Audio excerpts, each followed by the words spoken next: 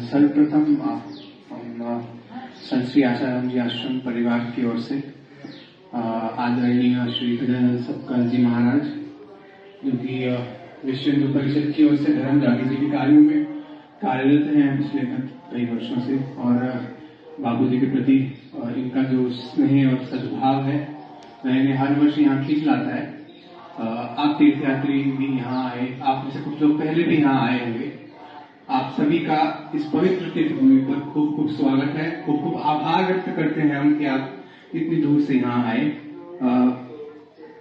कार्यक्रम आप लोगों ने जो यहाँ महाराज जी ने जो कथा प्रवचन किया, उसमें मैं सुन रहा था पीछे महाराज जी संतों की महिमा का उल्लेख कर रहे थे कि तीर्थ यात्राएं होती हैं, मानसिक ताप, आध्यात्मिक ताप, बहुत सारे ताप होते हैं।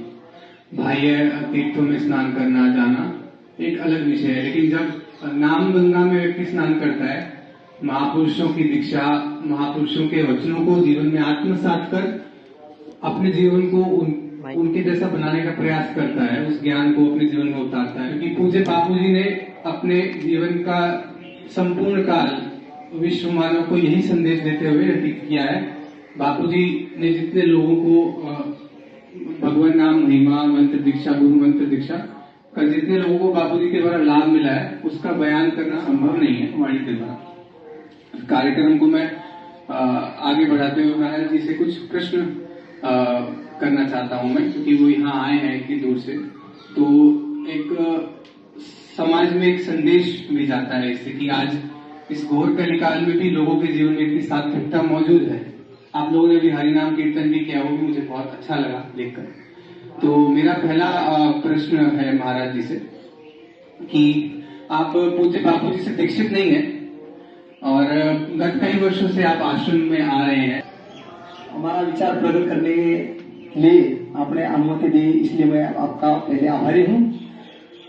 संत एकनाथ महाराज उन्होंने अपने अभंग द्वारा कहा है, संतांच्या विभूती धर्मामागी अवतरती, धर्म रक्षणा कारणे होती साधू अवतरणी, जगा लावावे सतपथी हेची साधूची पैकृती, एका जनार्दनी साधू हृदय से ब्रह्मानंदो। इसका अर्थ ऐसा है, जब संत भगवान भी धर्म की रक्षा के लिए अवतीर्ण होते हैं, मगर संत भी आते हैं। संत आते हैं तो संत का कार्य होता है कि समाज वो वाम मार्ग से जा रहा है तो समाज को अपने भक्ति पंथ यानी सतपथ के मार्ग पर चलाना, ये संतों का पहला कर्तव्य होता है। एक दूसरी बात यह है कि बापूजी का जो कार्य है, तो कार्य जो ईश्वरीय कार्य है। बापूजी का कार्य माने ईश्वरीय कार्य है। बापूजी का जो सेवा भाव हमने खुद देखा है, जो वनवासी क्षेत्रों में, आदिवासी भागों में, जहाँ पे धार्मिक संस्कारों का अभाव होता है, जहाँ पे धार्मिक संस्कार नहीं है और धार्मिक संस्कार का अभाव होने के कारण उन जनजातियों में जो क्रिश्चियन पादरी जो है, जो बड़े बड़े जो सेवा के माध्यम से लालच, छल, कपट, प्रलोभन किस नीति का अवलंबन करना है और उन हमारे भोले भाले समाज को कैसा धर्मांतरित करना है, ये चाल क्रिश्चियन मिशनरी की है। तो बापूजी ने वहां पे भजन करो, भोजन करो और दक्षिणा मिलाओ, ऐसी योजना चलाई है बापू ने। और दूसरी बात यह है कि उनके अंदर में धार्मिक संस्कारों का यदि दृढ़ीकरण हुआ तो वो धर्मांतरण नहीं कर पाते। हमारे धर्म के प्रति उनकी आस्था, श्रद्धा जुड़ी रहती है। इसलिए जो बापू का कार्य है, संतों का कार्य नहीं, भगवान का कार्य बापूजी करते हैं। इसलिए हम बापूजी का जो कार्य है ये खींच लाता है। मैं स्वयं विश्व हिंदू परिषद से भी 9 साल पूर्णकालिक रूप में काम किया हूँ और उसके बाद में अभी संघ से माध्यम से धर्म जागरण समन्वय मंच संस्कृति विभाग प्रांत का मुझे दायित्व है। जब मैं वनवासी क्षेत्रों में, आदिवासी भागों में जाता हूँ, हमारे इधर में भी बहुत बड़े पैमाने पर भिल्ल समाज का समाज है, बहुत बड़ा भिल्ल समाज है। उनमें अश्रद्धा होने के कारण, धार्मिक संस्कार का जागरण न होने के कारण वो बहुत बड़े पैमाने पे धर्मांतरण हो रहे हैं। तो उन समाज में जाए तो कौन जाए? तो बापूजी का काम ये था कि हर समाज को वो अपना कहते थे, मानते थे और हर समाज के पास उनकी सेवाएं पहुंचती थी। इसलिए मुझे ये भी बहुत दिनों से हम ये भी कहते हैं कि ये जो है अपने भारतवर्ष में ही जो विदेशी शक्तियों द्वारा जो चलते हैं कार्य धर्म को तोड़ने के लिए, तो उनमें समाज को समाज के सामने संतों को कैसा बदनाम करना, ये भी बहुत बड़े पैमाने पे चला है।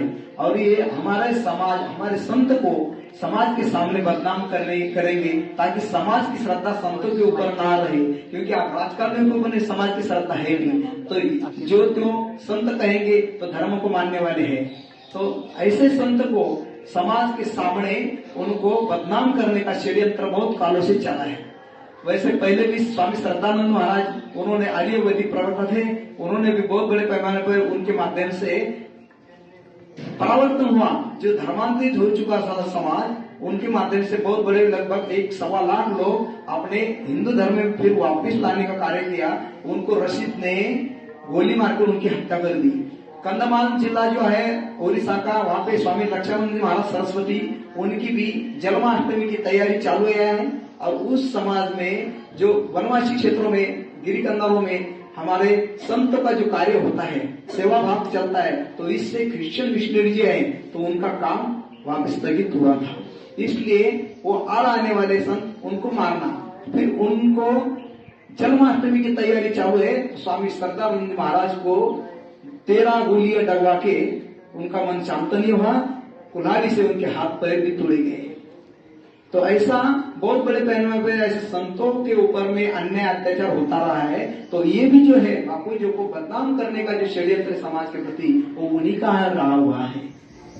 जैसा कि आपने बताया कि बापू जी द्वारा जो धर्म जागृति के कार्य हुए हैं, वही एक और जिसने समाज का सर्वांगीण उत्थान तो किया ही है, लेकिन जो धर्म विरोधी ताकतें थी जिनको ये सब देखा नहीं गया, जो भारत को तोड़ने की साजिश वर्षों से की जा रही है, उन शक्तियों के निमित्त ही जो आज पूज्य बापू जी के खिलाफ जो षड्यंत्र रचा गया, तो इससे संतों के जीवन में तो जो श्रद्धालु हैं उनको तो वो तो इससे वंचित होते ही हैं उनके सानिध्य लाभ से। लेकिन यदि हम पूर्वकालीन संतों को देखें, ज्ञानेश्वर जी, संत तुकाराम जी, संत नामदेव जी और संत गजानंद महाराज जी, तो हमने ये देखा है कि हर संत के जीवन में ऐसा एक दौर आया है कि जब समाज में कुछ मतलब इस प्रकार के लोग आए हैं जिन्होंने उनकी छवि को धूमिल करने के प्रयास किए हैं। इससे समाज को उनका सानिध्य नहीं मिल पाया है। कई वर्षों तक जब कुप्रचार हुआ तो आम जनों तक उनका सत्संग नहीं पहुंच पाया। तो समाज को जो इससे नुकसान होता है, संतों पर जो आरोप लगाए जाते हैं, उनका कुप्रचार किया जाता है, उस पर आप क्या कहेंगे? साधु अवज्ञा कर फल ऐसा, नगर निवास अनाथ कर ऐसा, रामायण में कहा है। जिस देश में साधु की अवज्ञा होगी, तो समाज का तो नुकसान होना ही होना है, समाज का नुकसान होगा। बात यह है कि बिनु सत्संग विवेक न हुई, राम कृपा बिनु सुनल प्रसूई। जो सत्संग बुद्धि विवेक से प्राप्त होती है, और उस विवेक बुद्धि से जब हम साधक अपने साध्य तक पहुंचते हैं, अपने ध्येय तक पहुंचते हैं, तो उसका मध्य बिंदु ये होते हैं, संत होते हैं। संत के माध्यम से हम भगवान को पहचानते हैं, संत के माध्यम से। तो बात यह है कि हम संतों को मानने वाले हैं, संतों के ऊपर में हमारी आगाध श्रद्धा है, निष्ठा है, और ये संत के ऊपर में निष्ठा श्रद्धा को तना कैसा जाए, उनका समाज के अंदर में उनको षड्यंत्र द्वारा उनको बदनाम कैसा किया जाए, ये भी तो बहुत बड़ा षड्यंत्र चलता था और चला है। ऐसे संत ज्ञानेश्वर महाराज, तुकाराम महाराज, और बहुत बड़े आप देखेंगे जो धर्म के प्रति है समर्पित, जो परोपकारार्थ एवं शरीरम, जो दो प्रकार के संत होते हैं, एक अपने निष्काम भाव से कर्म करने वाले, और एक सकामता के लिए सिर्फ धन जोड़ना, माया जमाना, वो ये अलग है। और ये निष्काम भाव से परोपकारार्थ एवं शरीरम, मेरा जीवन ये समाज के प्रति समर्पित है। तो ऐसे जो संत है, तो पूज्य बापू जी ऐसे संत है, समाज के प्रति सबको यहाँ पे मिलने वाला है।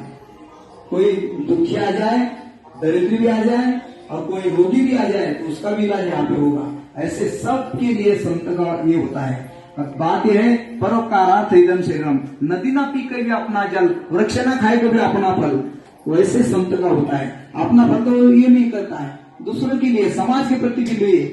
तो वैसे संत का भी जीवन होता है, समाज के प्रति पूरा समर्पित होता है। बापूजी की छवि समाज के प्रति पूरी समर्पित है। और ऐसा नहीं है कि बापूजी कोई भी, देखो जब कोई संतों का जो हम देखेंगे चरित्र, बस वैसे कितने भी दुख या यातनाएं दी गई होंगी बापूजी को, मगर बापूजी ने ये तो मेरे ईश्वर का ही कार्य है, ये भी करने वाले ममे वंश जीवो लोके जीव भूता सनातना, हर जीव में ईश्वर ओतप्रोत भरा हुआ है, ऐसी समदृष्टि संतों की होती है। इसलिए वो तो किसी के साथ में भेदभाव भी नहीं करते और कुछ नहीं करते, इसलिए वो आनंद से, ऐसा नहीं एका जनार्दनी साधु हृदय से ब्रह्मानंदो। जब प्रभु रामचंद्र भगवान को वनवास दिया गया तो भी जो मुख पर की छवि थी, हंसी वैसी थी, और जब राज पाठ होने वाला है कल सुबह तो जो हंसी थी वैसे बापूजी के अंदर में हमें दिखती है कि जब बापूजी जन्म भी रहे तो भी अपने आनंद मस्ती में मग्न है, क्योंकि समाज के प्रति उन्होंने सब दिया हुआ है, वो अपने आनंद में मग्न है। हृदय अवश्य ब्रह्मानंद, वो तो ब्रह्मानंद में मग्न है। इसलिए यह हमारे दृष्टि से है कि बापूजी अभी बंद है, ये है हमारे ये दृष्टि से है, मगर संत जहाँ भी है वो उनके जगह पे, और उनको ऐसा नहीं है कि हमें दुख मिल रहा है क्योंकि वो संत मायातीत होते हैं। जैसा कि आपने बताया कि महापुरुषों को स्वरूप में कोई दुख नहीं होता और समता में रहते हैं, जहाँ ये शास्त्र वचन सत्य है अपने आप में। आज हम देखते हैं जैसे पूरे बापूजी के जीवन में भी देखें, पिछले 3.5 महीनों से बापूजी को 4 से 5 बार हृदय रोग संबंधी हृदय रोग को लेकर मतलब उसके चलते एम्स में जाना पड़ा है, और वहां पर तमाम प्रकार की कठिनाइयों के बावजूद भी सरकार द्वारा और न्यायालय द्वारा किसी प्रकार की कोई राहत बापूजी को नहीं दी जा रही है उनके अनुकूल उपचार के लिए। आप किसी भी देश की न्याय व्यवस्था को देख लीजिए, भारत की व्यवस्था को देख लीजिए, बड़े से बड़े अपराधी, खूंखार अपराधियों को भी स्वास्थ्य उपचार के लिए राहत दी गई है, यह उनका मौलिक अधिकार है। आज बापूजी को इस गंभीर अवस्था में भी एक दिन की भी राहत नहीं दी गई। पिछले 11.5 वर्षों से वो कारागार में है, कोई आरोप सिद्ध नहीं हो पाया है। झूठे केस में फंसाकर एक निर्दोष संत जिन्होंने समाज का सर्वांगीण उत्थान किया, आध्यात्मिक उत्थान, शारीरिक स्वास्थ्य, जो भी यहाँ आया है आश्रम में, करोड़ों साधक, आमजन, हर व्यक्ति बापूजी से लाभान्वित हुआ है, जैसा कि आपने अपने उद्गार में भी बताया। तो क्या आज यह बापूजी का मौलिक अधिकार नहीं है कि उन्हें अनुकूल उपचार के लिए सुविधा प्रदान की जाए? इस पर आप क्या कहेंगे? ये प्रश्न आपने पूछा, ये ठीक है, मगर बापूजी का भी मन ये है, और अपने मन से, मैंने पहले ही कहा कि हम हमारे मन से चाहते हैं, हम तो भला ही चाहने वाले हैं कि बापूजी को राहत मिले, बापूजी को अच्छी हाई टेक्नोलॉजी इसमें वैद्यकीय ट्रीटमेंट के लिए उनको सुविधा मिले। ये है अपने माध्यम से हम ऐसा विचार करने वाले, मगर संत जो है वो संत इससे भी परे होते विचार, उन्होंने सिर्फ पढ़ा नहीं है, तो वो गीता तत्व ये सब उन्होंने उस अंदर में अनुभूति ली है। जैसे नैनम छंदती शस्त्राणी नैनम रहती पावका न चैनम प्रेदो न सोचती मारुता। आत्मा तो मेरा आजार हमारा है, मेरे आत्मा तो कोई दुख पहुंचाएगा नहीं, मेरा आत्मा आजार हमारा है, और आत्मा मरता नहीं, उत्पन्न होता नहीं है, बिकता नहीं, काटा जाता नहीं, जला जाता नहीं, कुछ नहीं, इस आनंद में है। और शरीर तो प्रतिक्षण मरने वाला है, इस शरीर से क्या है, क्या भरोसा है इस जिंदगी का? तो ऐसा है उनके प्रति, वो तो आनंद मस्ती में है, उनके प्रति नहीं, मगर हमारे लिए बापूजी को अच्छी सुविधाएं मिले, ट्रीटमेंट की व्यवस्था हो जाए, ऐसी हम हृदय से, अंतःकरण से ये कामना करते हैं। तो सरकार से जो जनप्रतिनिधि हैं उनसे आप क्या कहेंगे? हमने बापूजी के संदर्भ में लगभग 4 बार आंदोलन भी किए हैं, बड़े बड़े महाराष्ट्र मंडल से, अपने सत्संग समिति की ओर से भी, दूसरे वारकरियों की ओर से भी आंदोलन हुए हैं। उस आंदोलन में और ये है हिंदू राष्ट्र सेना की भी धनंजय भाई देसाई, उनके माध्यम से भी आगे भी आंदोलन हुआ है। अभी भी आषाढ़ी एकादशी के दिन ही पंढरपुर में जब फेरी निकलती है उसमें भी जन जागृति होती है। आंदोलन के माध्यम से यही हम सरकार को पुकारते हैं, मगर क्या जाने क्या है क्या नहीं, तो अभी उनका उनका उनका विषय होगा वो। मगर हमारी तो तमन्ना और हमारी मन कामना ये है कि इनको भी सद्बुद्धि दे भगवान, और बाबूजी को जल्द से जल्द इस आरोप में से तो मुक्त है, मगर जल्द से जल्द बाबूजी को राहत मिले। आपका जो पूज्य बापूजी के प्रति जो सद्भाव है और जो श्रद्धा है वो सचमुच वंदनीय है। मैं विषय को थोड़ा और आगे ले जाता हूँ। मुझे जानकारी मिली कि आप पूज्य बापूजी की आध्यात्मिक पत्रिका ऋषि प्रसाद भी पढ़ते हैं, और न केवल आप स्वयं पढ़ते हैं, आप दूसरों को भी उसका सदस्य बनने के लिए प्रेरित करते हैं। जी जी। तो मैं आपसे ये प्रश्न करना चाहूंगा कि महापुरुषों के जो वचन होते हैं वे तो कागर की नहीं होते हैं, लेकिन जो बापूजी ने कागर रूप ऋषि प्रसाद पत्रिका दी है, कागर में सागर, तो उसका समाज में आज ऐसी आध्यात्मिक पत्रिकाओं की समाज को क्या आवश्यकता है? क्यों समाज को इन पत्रिकाओं का लाभ उठाना चाहिए? बात यह है, आप पाश्चात्य संस्कृति के माध्यम से जो हमारे घर में जो टेलीविजन चलती है, टीवी चलती है, उस माध्यम से जो संस्कारों का खच्चीकरण हो रहा है, संस्कारों का पूरा हमारे सनातन वैदिक हिंदू धर्म मूल प्रवाह में से एक अलग प्रवाह निर्माण हो रहा है। केवल इसके माध्यम से पाश्चात्य संस्कृति को हमें तोड़ने के लिए निकल पड़े हैं, और हमारे संत विचारधारा समाज को जोड़ने के लिए निकल पड़े। इस माध्यम से जब पत्रिका आध्यात्मिक पत्रिकाएं पढ़ेंगे तो उसमें संतों के अमौलिक विचार होते हैं, और जो विचार जो आते हैं तो एक विचार से भी हमारा जीवन पूरा स्वर्णमय, अपना जीवन आनंदमय हो सकता है। इस पत्रिका के माध्यम से जो संत के जो विचार होते हैं, वेदों के विचार है, वो संतों के माध्यम से पत्रिका में छपे जाते हैं। तो मैं ये कहता हूँ, हम जो पत्रिकाएं पढ़ते हैं तो इस पत्रिका के माध्यम से हमारे जीवन को आध्यात्मिक दिशा की ओर और हमारा जीवन उन्नत करने के लिए सुखमय, समाधानमय, संतुष्टमय बन सकता है। इस ऐसी पत्रिका की आवश्यकता है, ऐसे विचारों की आवश्यकता है, ऐसे संतों के विचारों की आवश्यकता है इस पत्रिका में है। आज जिस प्रकार के समाज में जो युवा पीढ़ी और अपनी बाल पीढ़ी में जो संस्कारों का सिंचन टीवी के माध्यम से, फिल्मों के माध्यम से किया जा रहा है, नैतिकता का जो ह्रास बहुत तेजी से किया जा रहा है, वही दूसरी ओर हम देखते हैं कि पूज्य बापूजी द्वारा जो प्रवृत्तियां चलाई जा रही हैं, आश्रम द्वारा बाल संस्कार केंद्र हो गया, मातृ पितृ पूजन दिवस हो गया, जिसमें आप सभी जानते ही होंगे वैलेंटाइन डे नामक तो उस प्रवृत्ति को बापूजी ने विश्व से हटाने के लिए मातृ पितृ पूजन की सौगात दी, तुलसी पूजन दिवस हो गया। तमाम प्रकार की सब प्रवृत्तियां बापूजी द्वारा चलाई जा रही हैं, जिसमें ऋषि प्रसाद की आध्यात्मिक पत्रिका भी एक है। तो बापूजी द्वारा जो समाज में संस्कार सिंचन किया जा रहा है, उस पर आप क्या कहेंगे? बात यह है, बापूजी ने जो 14 फरवरी वैलेंटाइन डे हमारी संस्कृति नहीं है, ये पाश्चात्य विदेशी की संस्कृति है, और वैलेंटाइन डे हमारा अभी थोड़ा पढ़ा लिखा समाज, हम उनको कहते हैं चलो विद्या विभूषित हो गए माने धर्म के प्रति उनको समझ बुद्धि आ गई, ऐसा नहीं। थोड़ा पुस्तक पढ़ के मस्तक सुधार लिया, थोड़ा नॉलेज जनरल नॉलेज प्राप्त हुआ, तो वो आध्यात्मिक धाराओं के ऊपर में हमारी संस्कृति की रक्षा करने वाला या अच्छा इंसान बन गया, ऐसा नहीं है। बात यह है, वैलेंटाइन डे के ये जो डे मनाते हैं, इसके माध्यम से हमारी बहन बेटियां लव जात की शिकार बहुत बड़े पैमाने पर बनी है। बहुत बड़े पैमाने में हमारे घर की हमारी बहन मुस्लिम लड़कों के साथ में भाग गई है ये दिन के कारण। और ये बापूजी ने स्वयं इसके ऊपर में विचार किया है कि मातृपितृ पूजन दिन, इस दिन में हमारी माता तमेव माता पिता तमेव बंधु सखा तमेव, पहले हमारी माता गुरु होती है, पिता गुरु होते हैं, इसलिए उनके प्रति हमारा सद्भाव, प्रेम, स्नेह, और हम उनका उस दिन में पूजन करेंगे, माने सात्विक भावना उस दिन में हमारी प्रकट होगी। तो ये है, तो ये सच्चा प्रेम है, ये प्रेम है।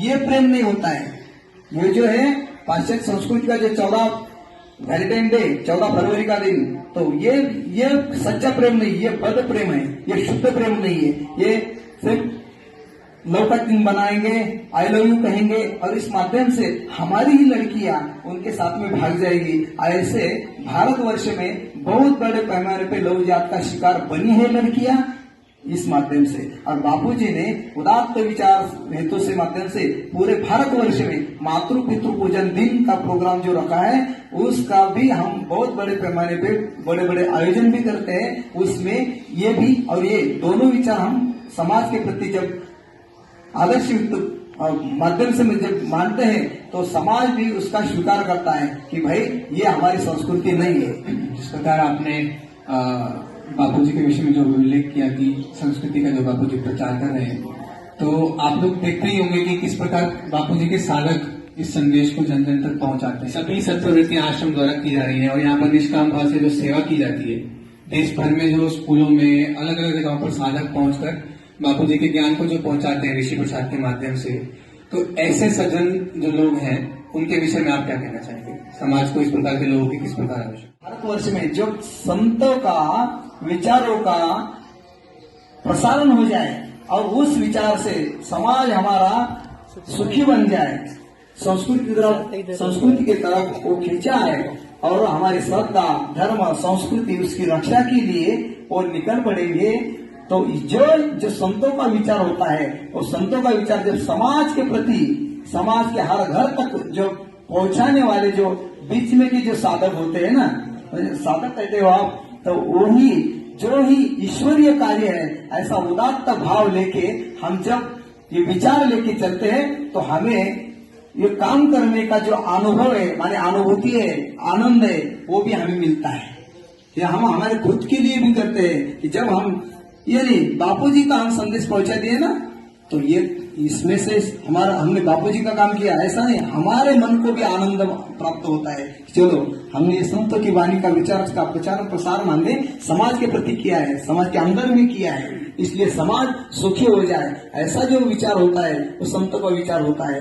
ये विचारधारा से जब चलने वाले हैं तो वो सभी साधक है। जय पांडुरंगा श्री हरि पांडुरंगा रखमाई वल्लभाई चावल्लभा गरुड़ हनुमंत देव भेराती जय देव जय देव जय पांडुरंगा श्री हरि